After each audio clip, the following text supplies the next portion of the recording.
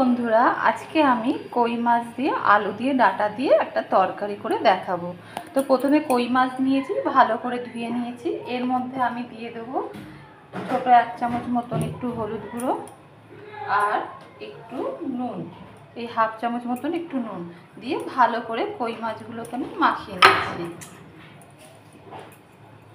সাথে আমি টমেটো দিয়ে আর পেঁয়াজ দিয়ে নুন হলুদ একটু লঙ্কার গুঁড়ো দিয়ে এইটা তরকারিটা আমি বানাবো কই মাছ দিয়ে আলু দিয়ে ডাঁটা দিয়ে। এবার আমি কড়াইটা বসিয়ে দিয়েছি। এখানে আমি আন্দাজ মতন একটু সর্ষের তেল দিয়ে দেবো, মাছগুলো যাতে ভাজা হয়। যার যতটা মাছ থাকবে সেই হিসাবে সর্ষের তেলটা দেবেন। আমার এখানে অল্প আছে বলে তাই অল্পই তেল দিয়েছি। তেলটা গরম হয়ে গেলে আমি মাছগুলো ছেড়ে দেবো। যে যেরকম ভাজবেন, হালকা কেউ একটু লালচে করে, আমি একটু লালচে লালচে মাছ ভাজাটা পছন্দ করি বলে আমি লালচে লালচেভাবেই মাছটা ভেজে তুলে নেব। তেলটা গরম হলেই আমি মাছটা ছাড়ছি। তেলটা গরম হয়ে গেছে, এবার মাছগুলো আমি দিয়ে দিচ্ছি। মাছগুলো একটু ভাজা হলেই আমি কিন্তু নামিয়ে নেব। মাছগুলো কিন্তু আমার ভালো করে ভাজা হয়ে গেছে, এবার আমি উঠিয়ে নিচ্ছি। আমি এবার এই তেলের মধ্যে আলুগুলোকে একটু ভেজে ভেজে প্রথমে তুলে নেব। একটু হলুদ গুঁড়ো দেবো অল্প মতন, 1/2 চামচেরও কম, অল্প, যেহেতু পরে দেবো বলে সেই জন্য অল্প একটুখানি হলুদ গুঁড়ো দিলাম আর অল্প একটুখানি নুন দিলাম, দিয়ে আলুটা একটু ভেজে তুলে নেব। আলুগুলো ভাজা হয়ে গেছে, এবার আলুগুলোকে আমি তুলে ফেলছি। এইবার ওই তেলের মধ্যে একটা পেঁয়াজকে আমি কুচিয়ে রেখেছিলাম, সেই কুচানো পেঁয়াজটা আমি দিয়ে দিলাম। দিয়ে এবার পেঁয়াজটা একটু ভাজা ভাজা করে নিচ্ছি।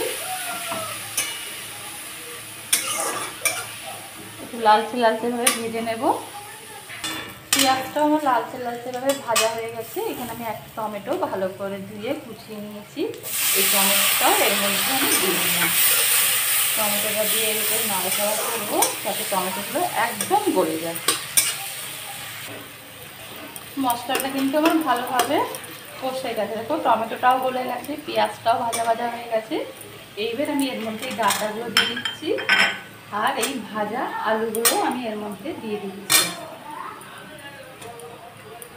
এবার আমি ভালো করে এটা কষিয়ে নেবো। এর মধ্যে দিয়ে দেবো একটু হলুদ গুঁড়ো, আগেও দিয়েছি সেজন্য এখন দিতে হবে 1/2 চামচ মতন হলুদ গুঁড়ো।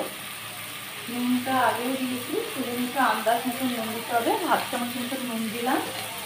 আর ঝালটা যে যতটা ঝাল খাবেন সেই হিসাবে দেবেন। আমি এখানে 1 চামচ মতো লঙ্কার গুঁড়ো দিচ্ছি।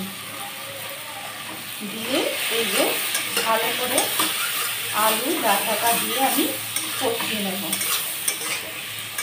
মানে 1 মিনিট মতো একটু কষিয়ে নিলেই হবে। কষিয়ে নিয়ে তারপরে আমি এর মধ্যে জল দিয়ে দেব।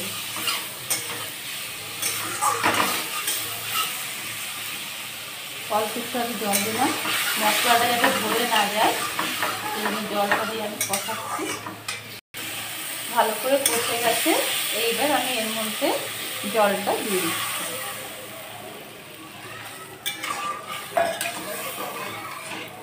এবার আমি এটা ঢাকা দিয়ে ফুটতে দেব যাতে আলু ডাঁটা ভালোভাবে সেদ্ধ হয়ে যায়। মাছের ঝোলটা কিন্তু ফুটে গেছে, এবার আমি এর মধ্যে মাছগুলো দিয়ে দিচ্ছি।